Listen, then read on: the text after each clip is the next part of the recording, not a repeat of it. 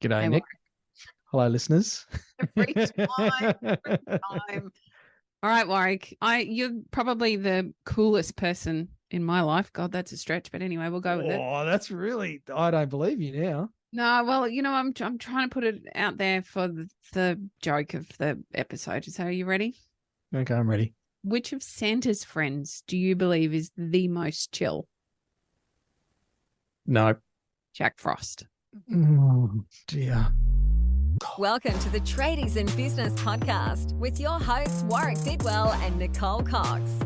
Divert your phone and grab a brew as Waz and Nick unpack tips, tales, secrets and stuff-ups from guests both inside and outside your trade, helping educate and inspire you to break the cycle of gut-busting and money stress and create a true trade business. I was going Frosty the Snowman or something. Oh, you would have been. I would have given you that one, and it would have been the first time this entire year that you guessed the joke. Now, for our private podcast listeners, the joke was definitely on me with one of your jokes recently, Nicole. Some of our tradiepreneurs do listen to this show still, committed listeners.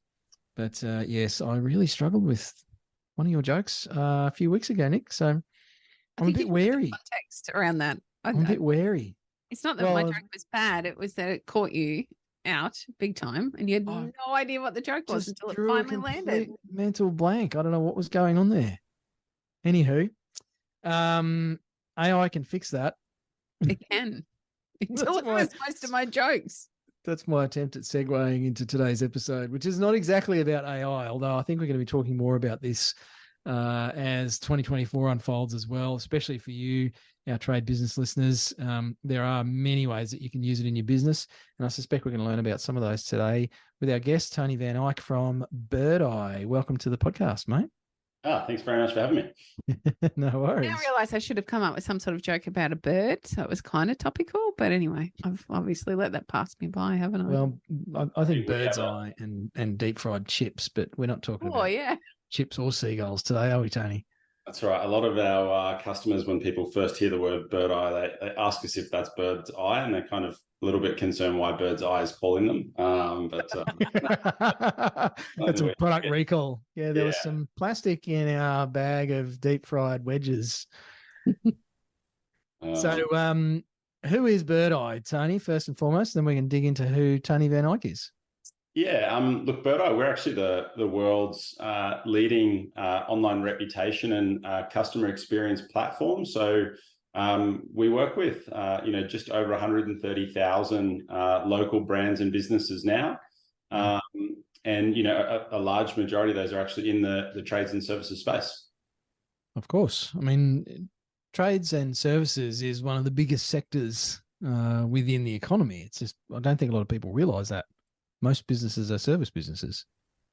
Well, look, and we work with, I think, from all ends of the spectrum, in trades as well, from, residential to commercial to, single operators on the roads to large enterprise trades businesses as well. So we're, across the full spread. Cool. Tony, what about yourself, mate? How did you get to be involved with Birdeye, and what's your backstory, mate?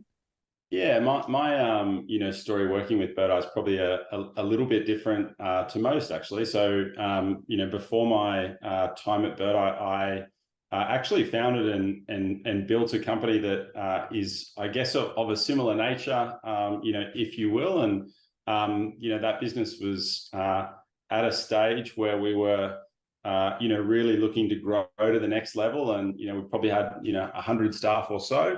And then, we actually had an opportunity to be acquired by Birdeye.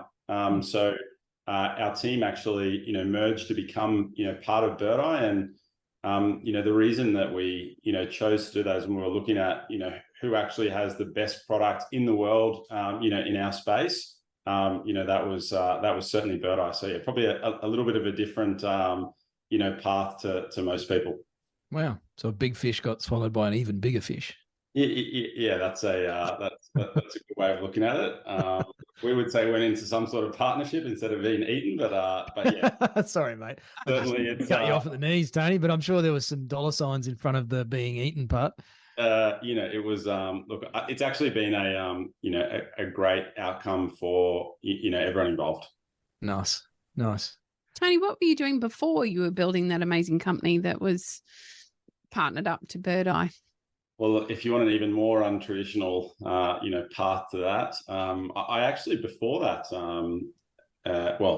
I'll say first, I was actually doing sales on behalf of technology companies. So technology companies would come to us and we would recruit and train sales teams on their behalf. But, prior to that, I was actually a Kentucky tour guide in the Greek islands, of all things. So, It's fantastic. So yeah, when people see a resume, they're kind of like, how did it go from this to this? Oh dear. I can actually see how those skills would be really transferable to sales, being a guide of any kind, really, because you're there, and actually quite transferable to what you're doing now. It's all about the customer experience, isn't it? And managing their expectations and what it feels like to have that end result for them with their holiday. So I can actually see, mind you, it looks a little wobbly, but I can see how you got from A to B to where you are now. I'm glad you can connect the dots. I think some other people have struggled with that in the past. Do you deal with many drunk people in your role, mate?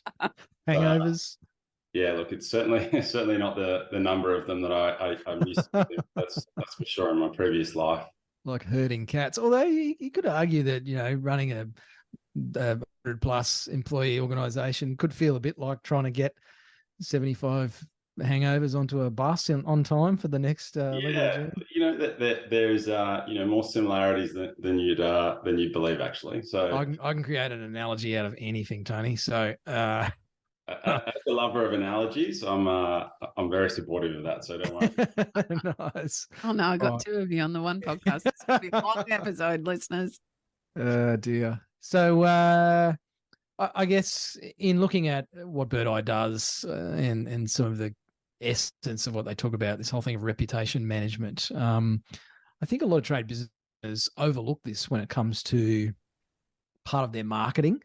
A lot of our listeners might think that marketing involves vehicle signage and, perhaps sponsoring the local footy club and doing some email marketing, running ads on social media. But in terms of, and we've had some episodes on the podcast over 9 years, of course, where we talk about marketing and what it is and what it isn't. But reputation management is probably something a bit different to what most tradies would think they should be paying attention to, Tony. Yeah, and I think all of those items that you spoke about actually play an important part in a marketing ecosystem. And what we talk to people about is with online reputation specifically, it's not actually necessarily designed to replace anything that you're currently doing. It's actually designed to complement. And if you think about some of those other pieces that people will do, right, is it might be the sign as an example on the side of their car, right, is when you see that or sponsor the local footy team, generally the first thing that people will then do is go Google that business.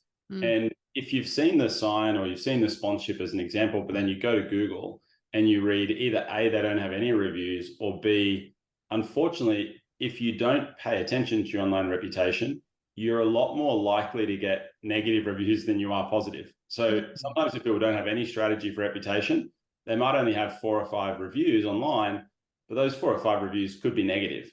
So that money you've just spent on paid media, that money you've just spent on sponsoring the local sports team, on doing letterbox drops, all those types of things as an example, you could actually undo all of that by having a poor reputation.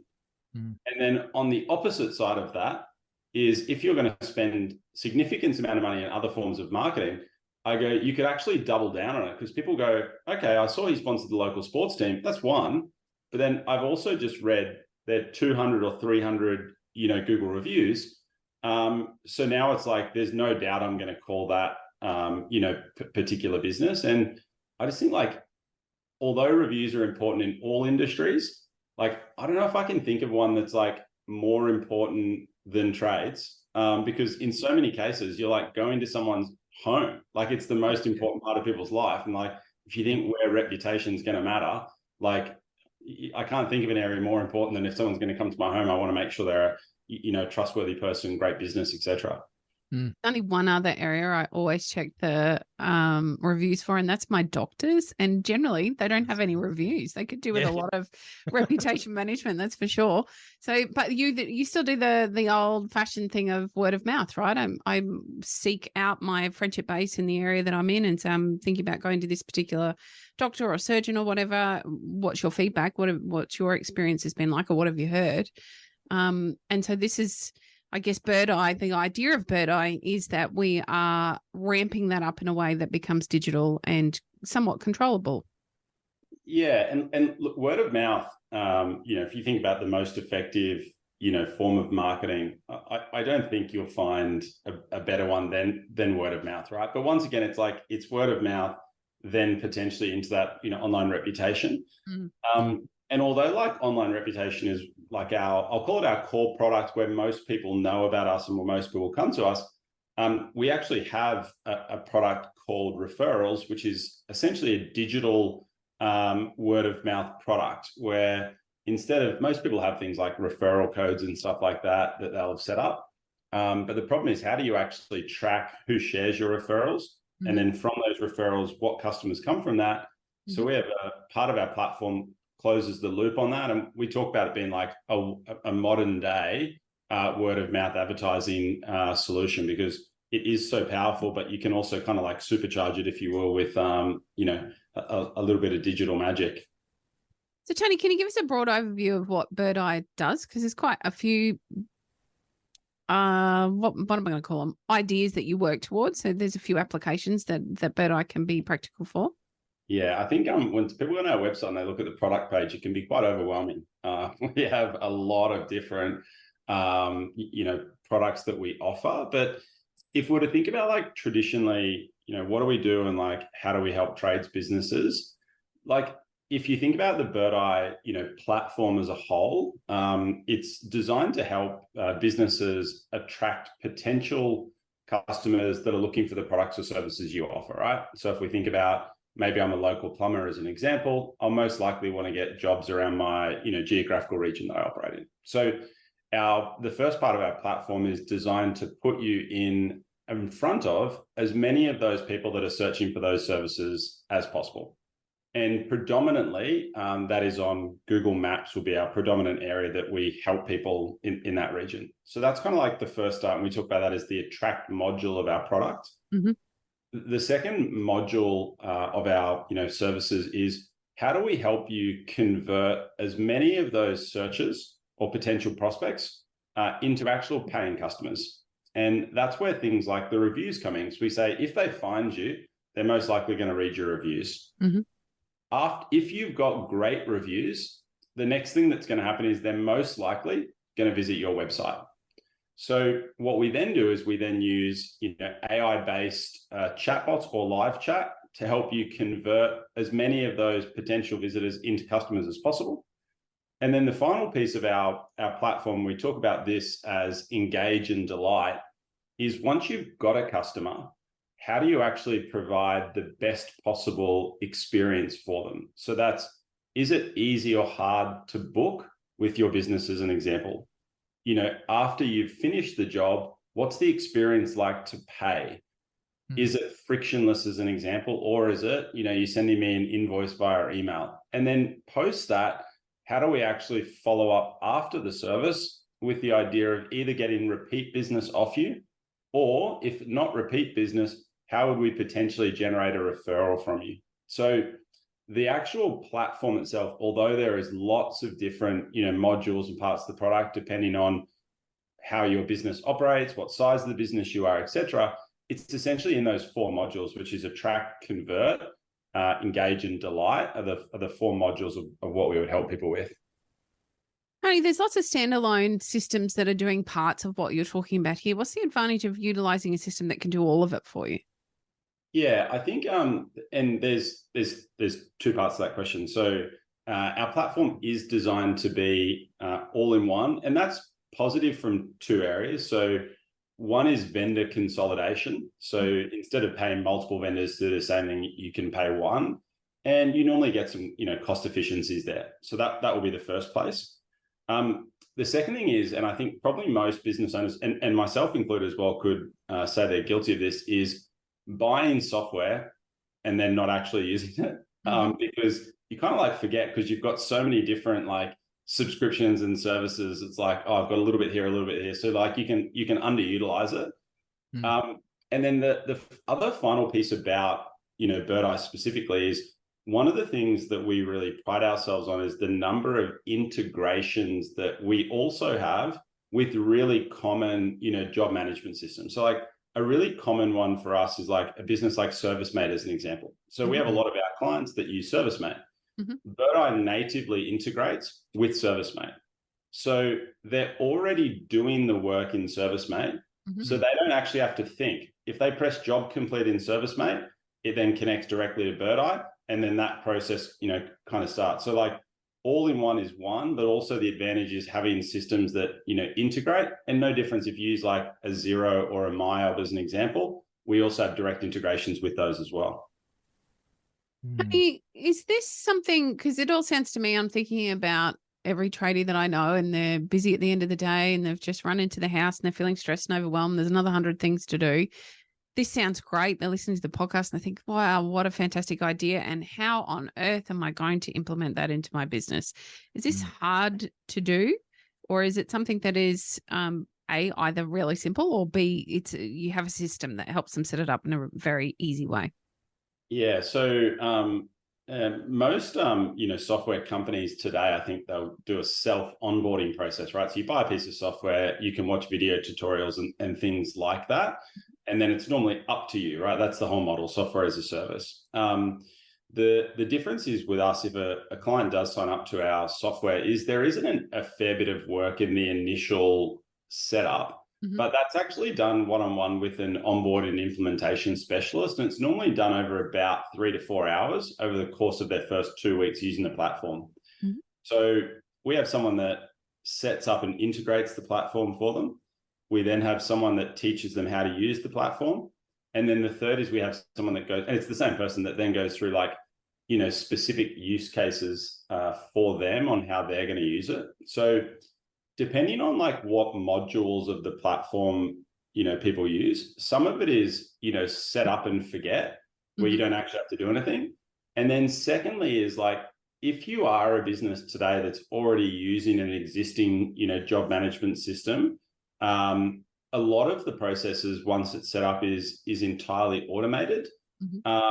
And I know we mentioned AI earlier today, but there's like, if we think about like online reputation, is our platform can help you generate reviews. That's no worries. Every time you complete a job, we'll send out a review. What we can then do is every time you get a review, we can post that to your social media for you automatically. And then we can also use AI to actually respond to all of your reviews for you as well. So if you don't want to be involved in any part of that process, our system, once we've set it up, the hours of involvement from you, if you will be zero. Now, for other businesses, they use part of our tool is like creating and posting to their social media. So you do one post and then our system can put on Facebook, Google, Instagram, LinkedIn, etc. You can either go in there and write all the posts yourself. Obviously, that will take some time, right? But secondly to that is inside the platform, you can actually just use AI. You can give it a prompt and you'll say like, I'm a plumber in Bronte, New South Wales. Please create me a 24 social media posts, if you will, over the course of the next 12 months. And then it can just create it for you. So like as a once off, there'll be some work, but like every day or every week, there's not a lot of it. And like we just focus a lot on automations and integrations. Tony, if you're focusing on the automations and integrations there, and I receive a negative review, and the normal automation is that it will go off and post it everywhere. Clearly, I don't want everyone to know I've received a negative review, and I want it to be responded to in a positive way because it's a great opportunity to continue to market your business. How does that work? What does that actually look like? So from the remarketing piece, the platform only remarkets reviews with 5 stars. So that'll be the first piece. Good idea. And the second piece on the response piece, as a general rule of thumb, the most common automation we have set up is it'll automatically respond if it's 4 or 5 stars. Mm. And then if it's 3 stars or below, we actually send an email to the business to say, hey, you've received a 3-star review or a 2-star review. And then it gives you some examples of like how you should approach it. So it's like general rule of thumb, like reach out to the customer. If you believe the review was not genuine as well, because sometimes people get reviews that like people have never engaged with your business or like it's a competitor or those types of things. Mm-hmm. And you can, in some cases, get those reviews removed. So then it kind of gives you a bit of like, this is what you could do in that, instance, if you will. So automation and integrations are great in all areas, but like not in certain areas like, that is, if you will. Perfect. You look like No. you're going to ask a question. I want to go back to the DIY nature of tradies and the fact that, well, I don't know if it's a fact or not. My observation is that because of their tendency to be doing things to fix other people's problems, they just won't let go of all this stuff. And they think they can, well, either do a better job themselves or they're just addicted to doing it themselves. Or they haven't thought of the fact that someone else can do it. How do you overcome that with your customers? Because obviously you have a stack of tradies using the platform. What's been some of the big shifts for them in going, oh, this is so much better versus the way I used to do it before?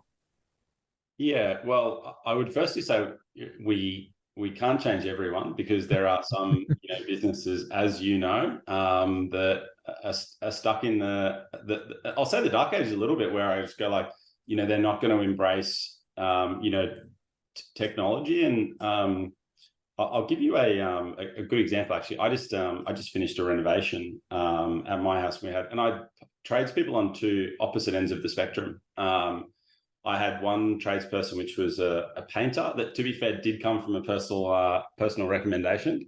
And it was the most frustrating experience that I've ever had dealing with someone. He was really old school. He did everything via text or pieces of paper. Like when he gave me a quote, it was like a physical piece of paper. Yeah. There was no way to communicate with him. As an example, he texted me how much it was at the end, just said can you pay me cash? It was just a totally crazy experiences. And I just went that's not what a modern day customer expects dealing with a tradesperson today. Mm-hmm. And although he came from a recommendation, I actually wouldn't feel comfortable recommending him to another person today, even though that the quality of work wasn't bad. It was good. Mm-hmm. I was just it's not what modern day customers expect today. And then on the opposite, I had an electrician as an example. He sent me a link. I chose the time that I wanted as an example. I booked. I got an automated text message reminder. He sent me a link to pay via text message as an example. He sent me a survey to find out how the experience was. He texted me to say when he'd completed the job. And I just go it was just such a different, and both people, although they did good quality work, they were just yin and yang as an example. So I guess when we're speaking to customers today, we're trying to explain that doing this type of stuff isn't a nicety anymore. It is a necessity. And businesses today, the concept we talk about is businesses today, or consumers today, expect Amazon-like experiences from every single business they deal with, regardless if they're small or large. And that is fast, convenient, and digital. So if you're not offering those things to those, 3 pillars today as a business, if you're not getting left behind today, you are going to get left behind, in the future. So I think once people can maybe get their head around just because that's how I've always done it isn't how I have to do it moving forward, and maybe trying to get them to realize what customers expect. And it's also is changing, right? People that are open their business today, I think a lot of them are digitally native versus maybe people that have had their business for 30 or 40 years. We're kind of moving them from analog to digital. So it's a little bit different depending on what end of the spectrum the particular, trades business is at. But I think once they embrace it and see the tangible results, I think people are okay, this is actually really good. Just getting over that hurdle in the first instance with any of these sorts of things, they involve change. And for those of you listening to this, Nick and I obviously talk a lot about what we do as mentors and coaches and our Tradiepreneur program. It involves a lot of change. It involves a change in thinking, really. And Tony, I think it's the same with a product like Birdeye or a service like Birdeye. It's not a product, of changing the way we think about our business and certainly ourselves. And I just get so sad when I hear people say, "Oh, we get all of our work from word of mouth. We don't need to worry about marketing." You know, we interviewed somebody on the podcast recently talking about marketing. It's such an essential part of building a business that's going to work for you and provide you with cash flow and time and all the stuff that you want in your trade business. And sometimes you have to change your thinking a little bit. So that whole word of mouth thing, you can't turn on or off if you don't actually have a system behind it all. And this sounds like a fantastic way to actually systemize your word of mouth. Yeah, it's systemizing, but as I was saying, and complementing. Like that's what I was saying, like with trade businesses for us, we say them all the time. I'm like, guys, don't pretend like we're going to be this be all and end all as an example for you. Like we will complement what you're doing from word of mouth. We will increase the number of inbound inquiries that you get, and we will help you provide a better experience, you know, to your customers. But like word of mouth is, and I just can't see that disappearing as an example in trades, right? Like someone does a good job for you. Someone else asks you, do you know whatever it is, you know, a pest control business, a plumber, whoever it is, you're going to refer them. 100%. And I think I like how you say, Tony, it's about complementing it rather than replacing it. I'm going to repeat something that I've repeated, I don't know how many thousand times in the last 15 odd years of working with business owners. Doing a good job is not enough. You've talked about this already today, Tony. And unfortunately, I still see lots of trade business owners that believe in their heart that if they just do a good job at a good price, people will come back. And it's not enough anymore. It's just not enough. It has to be a good experience. You know, it's got to be easy to do business with you. So I think keep that in mind, listeners, when you're sitting there listening to this going, oh, another piece of software and it's more for me to do. And I already get plenty of phone calls. As Tony said, you know, you run the risk of getting left behind by your competition. And that phone call one's an interesting, you know, one for trades businesses, because sometimes when we call people, you know, they'll say, oh, I'm already getting, you know, lots of, you know, calls as an example. And we'll ask them if they ever have like missed calls, and they'll go, no, don't miss calls. I go, well, you know, we tried to call you 3 times and, you know, we weren't able, you know, but they didn't recognize your number, Tony. So you must have been a telemarketer. Yeah, to get through. And like, if you think about like some of like the automation pieces within software about like helping you save time. So like in our platform, if you have a number on Google as an example, let's just call it a 1300 number. If someone calls that number, and what will happen is our system can auto direct it to what we call a virtual receptionist, which is digital. It's not a real person. It essentially takes the message. And then if the person has called you off a mobile, it can send them a text and says, hey, just to let you know, we're currently on a job at the moment. What can we help you with? And then the customer feels like they're actually then texting back to the tradesperson, because what we show traders is if you don't answer your phone, all that the customer does is they just call the next person on Google. So like you just need to break that chain of communication. And then secondly as well, like on your websites, people are like, you know, we talk about websites a lot. Like what time of the day are people most likely on your website? Busiest time of the day on websites between 7 and 10 p.m. at night. That's when you're not working, right? So if you don't have anything in place to communicate with your customers on autopilot while you're hopefully, you know, with your family or doing whatever you do at nighttime as an example, like you're missing out on lots of opportunities. It doesn't require any more work from you. You can actually get technology to like take some of the work off your hands.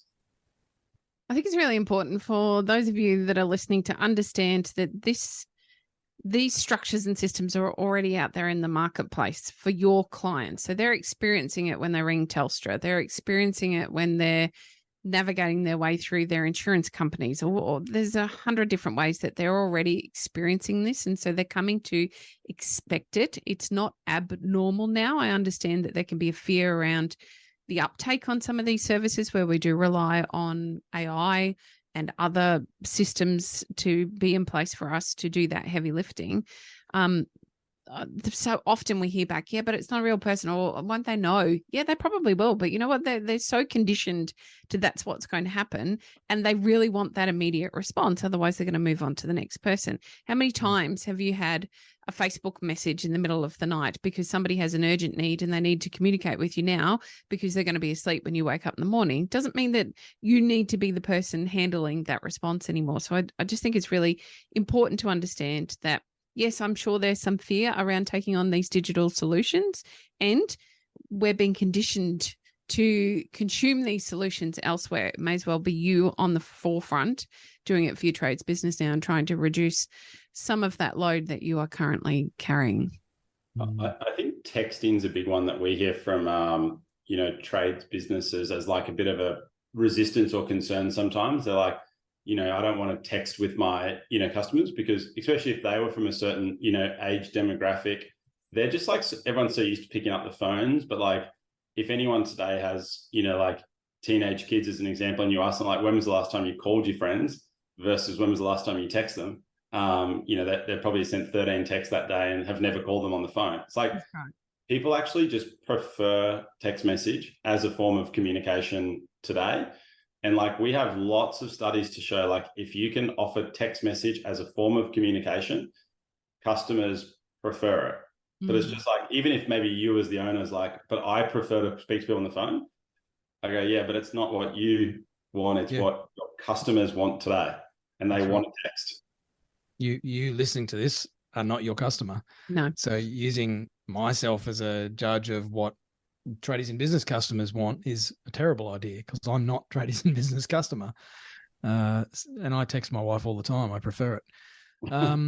So Tony, any other points about Birdeye that you think our listeners really should know, or just about, this sort of approach to reputation management? Yeah, I think all the points that we've, kind of touched on about like reputation management, just trying to think about it as a holistic form of marketing that can touch everything that you're already doing. And the other thing with reputation management, sometimes people are like, oh, I'm already busy, maybe I don't need the reviews, etc., is you also don't know what you're not missing out on. And the reason I say that is, like, imagine if you are on Google, one business has got 300 reviews, another one's got 100, and you've got 20 as an example today. It's not like people call you and say like, oh, Tony, just to let you know, I'm going to your competitor because they have better reviews. Yeah. They just go to the competitor. So like, sometimes people don't actually realize the like tangible impact an amazing online reputation can have. And we have so many testimonials from our clients that say things like, now when people call us, they ask them like, oh, how did you find out about us, as an example? And in so many cases, people say the reason I found out about it is I read all of your online reviews, and that's why I'm giving you a call today. So like, it just makes like a very tangible difference, to a lot of businesses. I would suggest that if any of our listeners are thinking, oh, yeah, maybe that you give it a try. I mean, none of these solutions are forever solutions. And, even Coxie and I have tripped over some really cool stuff just by doing trials or having a crack at it, and actually testing it out. It doesn't have to take a lot of effort to do that. Is that the sort of thing that you guys offer, Tony, for people to dip a toe in the water or have a demo or something? Yeah, so we do custom demos for people, and we'll then link them up ideally with someone that's got expertise in that industry as well. So different people in our account executive team will normally work with different industries. So if people want to organize a custom demo, we would find out a bit about their business first, because we're not going to show them 40 different modules. So what would actually be relevant to them. And then we'll also try to show them a few examples of trades, and sometimes even in their specific like subset as an example. So we'll say, okay, you're a locksmith. Let me give you a few examples of locksmiths we work with. And we just show them like some before and afters. We say, okay, this is before they worked with us. This is after, as an example, just so they can actually get like a bit of an understanding of like what might results look like as an example.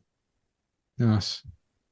And Tony, last thing, of course, is where can people find out more about this amazing platform? Yeah, so people go to getbirdeye.com.au. That's the best place to find out as much as they want, and we can also share a link if people do want to actually book in a direct demonstration with someone. We can share a link, and you can find a time on our diaries to book in a meeting with anyone as well. Awesome. Using tech to book in to have a look at tech kind of makes sense. So they can't ring you, Tony? What's that, sorry? They can't ring you up? I don't think at the moment. I don't know if I want to be getting all those inbounds. But I just want to talk to Tony on the phone. Yeah. Well, I can text them anyway. Love it. Well, thanks for being on the podcast, Tony. Certainly sounds like a great platform for our listeners to check out if you want to manage your reputation and perhaps, get a bit more control over the word of mouth and continuing that form of business to come in for you, and get in touch with the gang at Birdeye. Thanks, Tony. All right. Thanks so much for having us. Thanks, Tony. You've been listening to the Tradies in Business podcast with Warwick Bidwell and Nicole Cox. Find out more about today's guest, tools for your trade business, and other cool stuff at tradiesinbusiness.com.au.